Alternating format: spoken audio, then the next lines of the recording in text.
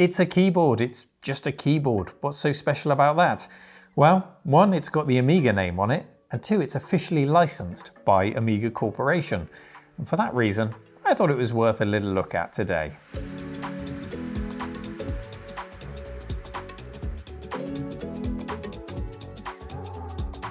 Hello Cave Dwellers, welcome into the Cave, our first video of 2023.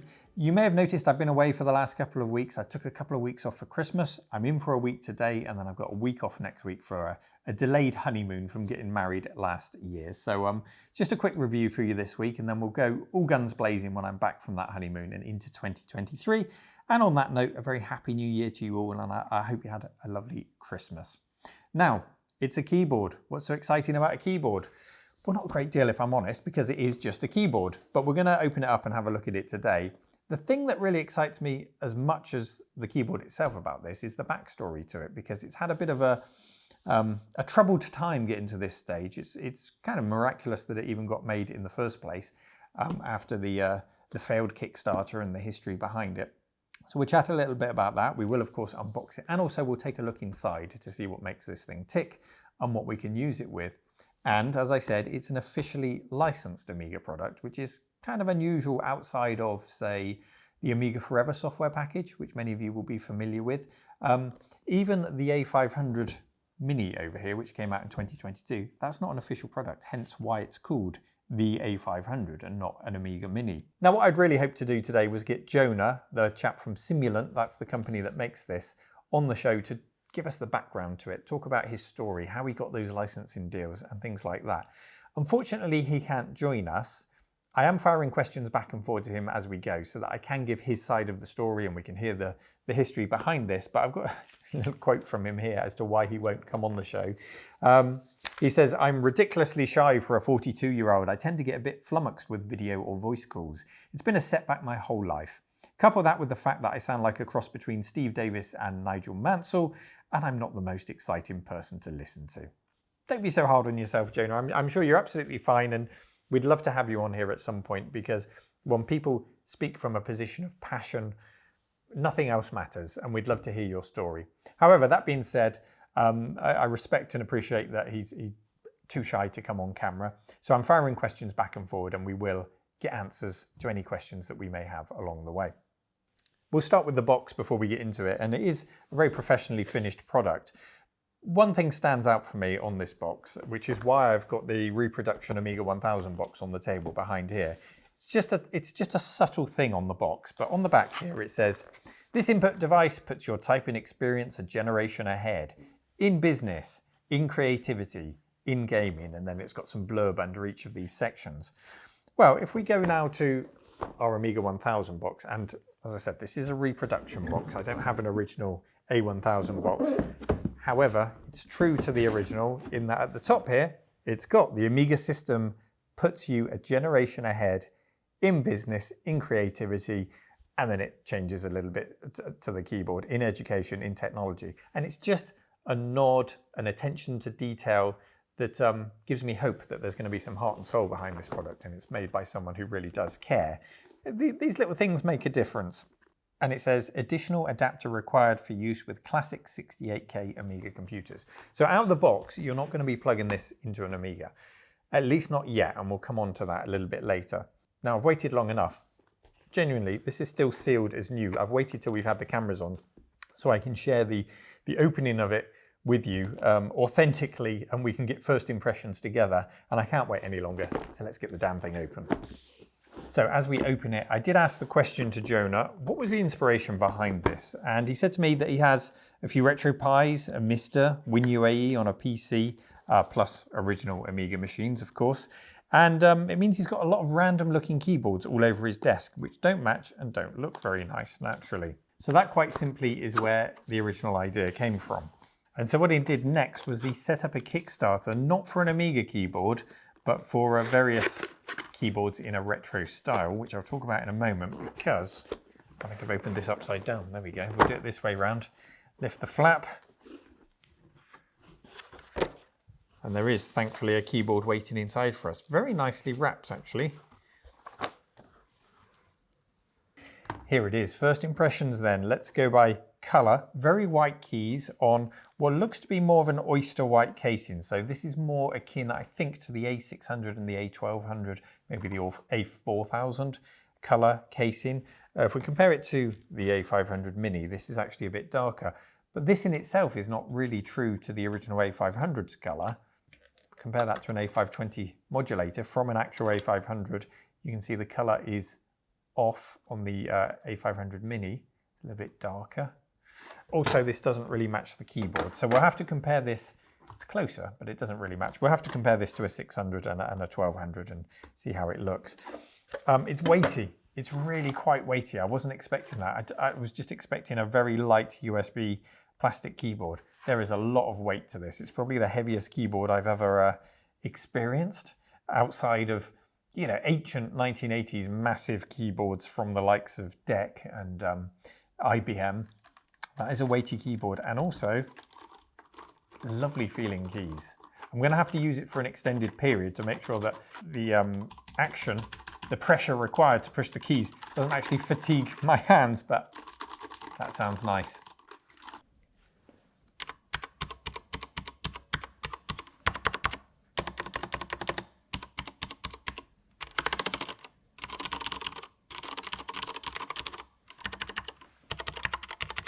I do have a friend who bought a really expensive mechanical keyboard not so long ago, and his colleagues made him get rid of it because it was so noisy in the office. I don't think this one's too noisy, but I don't share the cave with anyone, so that's fine. Got a couple of feet to stand it on. Yeah, they don't feel like they're going anywhere anytime soon. There's a groove there into which you can lay the cable, so you can go out to either side. That's nice, or straight out the back with the cable and just clip it in there. I want to take a look inside and try it out, but before we do, let's learn a bit more about the background. So I asked Jonah a bit more, and it started life as a Kickstarter, and I remember when this was live. Here it is on the screen now. It wasn't successful, and the goal was to create a range of retro-styled keyboards, including Amstrad CPC style, Acorn style, and of course the Amiga style. In Jonah's own words, the problem was it was too big and far too much money to try and raise. So it wanted to raise £190,000, which is a lot for a keyboard Kickstarter. So the Kickstarter failed. There was lots of interest, but Jonah said the factory wanted a minimum of 3,000 units to produce each style, and he simply bit off more than he could chew. He had 4 or 5 styles planned, far too big an order, far too much money to raise. So he took his time, he says, and he took feedback from the users. He said, I went for better quality construction and expensive build quality, but all in the hope that it was worth it. He's been an Amiga user all the way through the dark years of even owning an X5000. I don't know if you remember those. They were PowerPC-based Amiga 1 computers. So even after Commodore went bust, Jonah was there using it. He is an Amiga user through and through, which is nice to hear. So a real labour of love. From a failed Kickstarter, lessons were learned, and he self-funded this and come through. So here are some of the key bullet points from the website, which I'll also pop up on the screen if you're interested. We've learned, of course, it's officially licensed. It's a USB mechanical keyboard. The keycaps are sublimation printed, which apparently means the characters won't wear off, or won't wear off so quickly. They'll be quite hard wearing. It's got genuine brown Cherry MX switches, which on the bullet points it says generally considered to be the best for both typing and gaming. Amiga style custom PBT keycaps in a traditional ISO layout. So we'll get another Amiga keyboard in a moment and we'll compare it and just see how the layout compares, how close it is to an Amiga. Green LED status indicators, a nice nod to original Amiga keyboards. Pull down feet, which we saw, which sit at 3 different heights. It's got a beige and cream injection molded casing, and Windows, Mac and Linux compatible.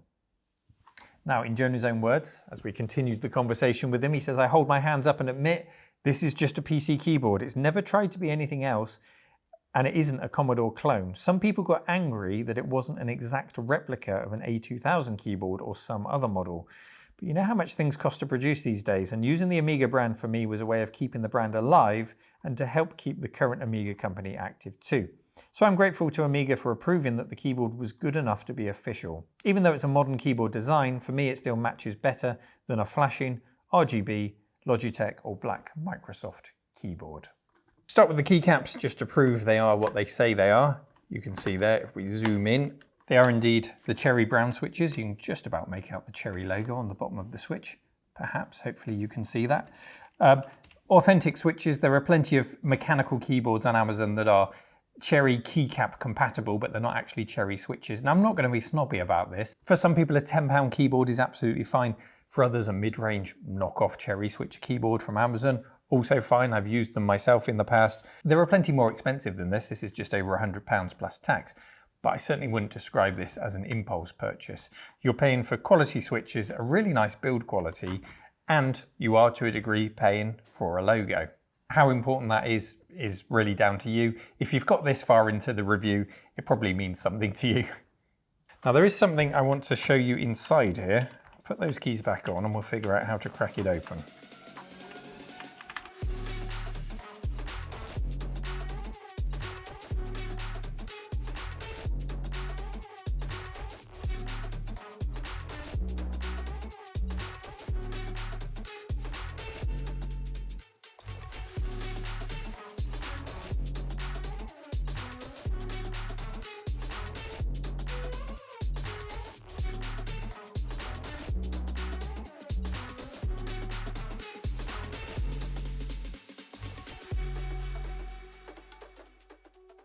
Look at all those lovely switches.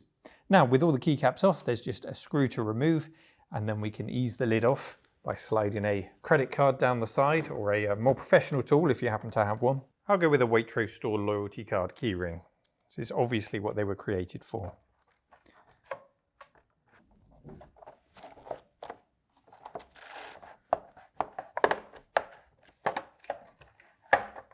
Yeah, and the same along the back. That was really easy to get into. Now this is the bit I wanted to show you. It seems simple. It's just a keyboard connector to connect to the USB cable. But the very fact that it can be disconnected is because the plan in future is to allow you to actually disconnect the whole USB cable. So you would unscrew it here, take it out from the case completely, and replace that cable with a PS2 cable and adapter. There is room, apparently, for an adapter to sit in here. And then you can use it with a classic PC, or you could use it with an Amiga with a PS2 compatible adapter. So a nice bit of forethought there. And also if we look at the PCB here, this has been made from scratch by Simulant just for this project. So you're not going to find this in any other keyboard.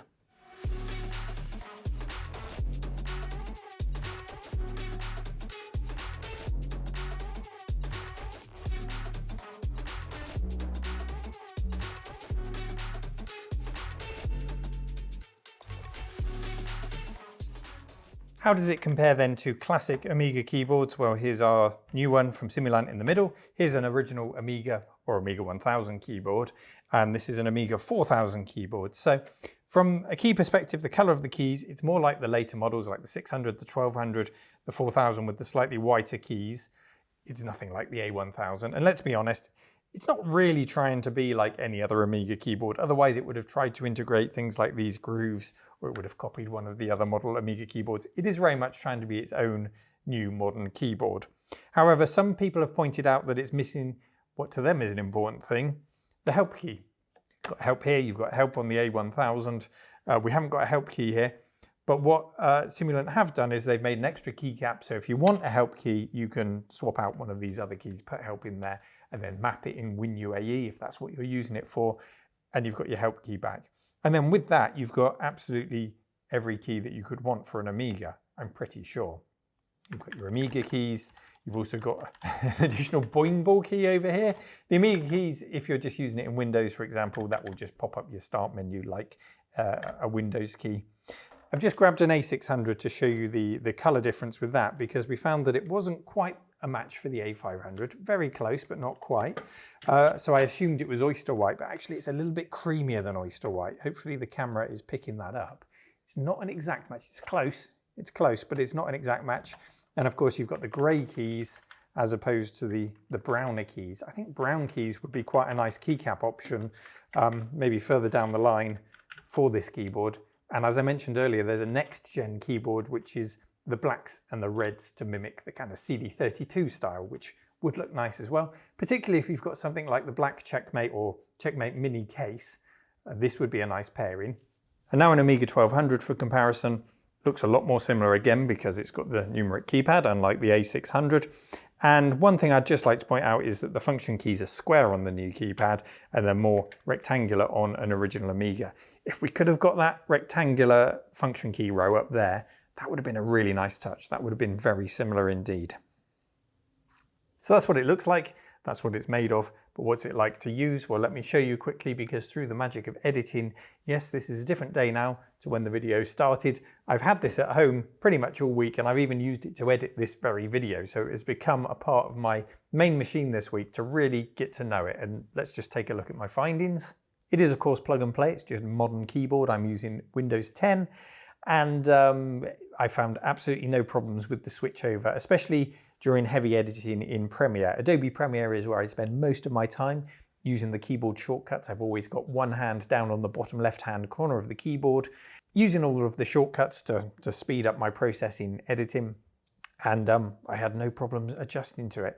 It is a bit more clackier than I anticipated, but as I work on my own, that's not a problem. I quite like the sound of the clacks, but if you're working in a busy office, it may well annoy other people. But that's just a problem of all mechanical keyboards. Or is it a flex? A flex of owning a mechanical keyboard. I don't think I need to go into too much detail about using this because it is just a modern keyboard, so you can use it in WinUAE like any other keyboard and have a smile on your face because you're using an official Amiga product to use it. It also works fine on the A500 Mini. Currently, it won't work with the Vampire because that needs true PS2 compatibility. And of course, we mentioned the PS2 adapter that's being worked on. So that's something that can be tested again when that adapter becomes available. It also pleased me that my main computer is black and white. My chair is black and white. So having a creamy, almost white keyboard to complement that setup is really quite nice. I can honestly say this is now going to stay on my desk as my primary keyboard. And it's certainly an upgrade over my previous retro-styled keyboard that looked like this. I'm surprised how much I can talk about a keyboard, but if you hadn't guessed, I really do like it. Now, I did fire some more questions just to round off our episode today to Jonah. First of all, on the PS2 adapter. So the designer of the PS2 adapter that he's working with is based in Italy. So there's just a bit of a delay while keyboards and adapters are sent back and forth, just the logistics of that while he works it out. So it's not ready yet. He says it's slow going because of that, but he's confident it'll get done soon. The designer who he's working with also designed the OpenFlops adapter with him, which is out of stock at the moment due to chip shortages. That's another problem that's affecting all of these projects at the moment, chip shortages. So, you know, he's confident in the designer. It is going to happen. It's just a matter of time as to when that adapter will turn up. I did also want to dive into licensing a bit more. And he said for the official licensing, that was down to people wanting the logo on there. I was happy enough for making just a beige keyboard as a style nod to the classic Amiga, but there doesn't seem to be a lot of white or beige keyboards out there that are nice. But putting the logo on really seemed to make a difference. I had a lot of comments from people saying that they wanted the logo, so it really forced my hand and got me harassing the Amiga Corporation to ask if they'd be interested in making it official. This would make it a better tribute, but it also means that it's not just a tribute, it's actually a proper modern Amiga product. It was Mike Matalana and those at Amiga Corporation who were good enough to approve the keyboard with branding for release. Although Mike would also have to appease board members too, and legal matters which are complicated when it comes to the Amiga intellectual property. And it is no doubt down to all those complications why other products like the A500 Mini just haven't gone down the road of trying to be an officially licensed product. So well done to Jonah, well done to Simulant for making a quality product, an official Amiga product, and a product that I actually want to use, and I'm happy to say to you guys, I think it's well worth the money. Check out the website, you'll find all the links in the video description as to find out more about this, to find out how that adapter's coming along, how to join the Simulant Discord server for a chat, and hopefully it will be the first of many official Amiga products to come from Simulant, especially if they're of that quality. Thank you always for watching. As I said at the start of this program, I'm going to be away for another week, and then we really will get into the full flow of the Trash to Treasures and the restorations and all of those videos for the rest of the year.